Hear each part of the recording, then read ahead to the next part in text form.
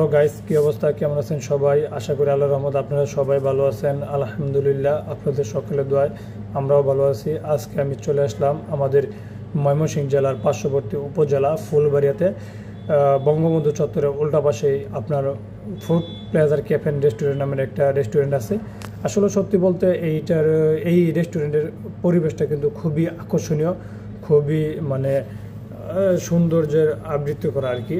এই যে ইন্টেরিয়রটা দেখতেছেন, যে কাজগুলো দেখতে পাচ্ছেন, এগুলো কিন্তু আসলে তাদের নিজস্ব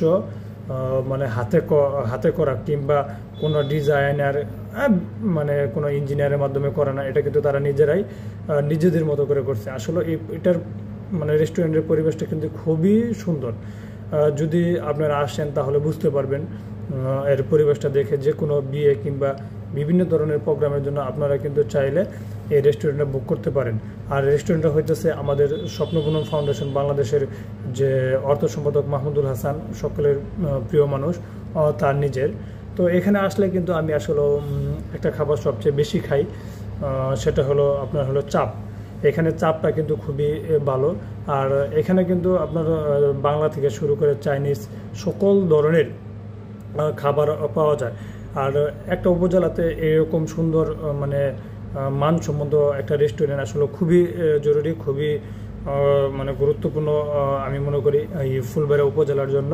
তো ফুলবাড়িয়া উপজেলার যারা মানুষ আছেন, আমি মনে করি যে আসলে তারা সত্যি লাকি পারসন, কারণ ফুড প্লেজার ক্যাফে অ্যান্ড রেস্টুরেন্টের খাবারের মানগুলো কিন্তু আসলেও মানসম্মত।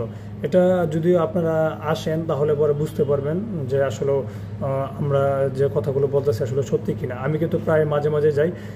আমার কিন্তু এই রেস্টুরেন্টে গেলে আসলে মন মানসিকতা বলেন, খাবার দাবারগুলো অনেক ভালো লাগে।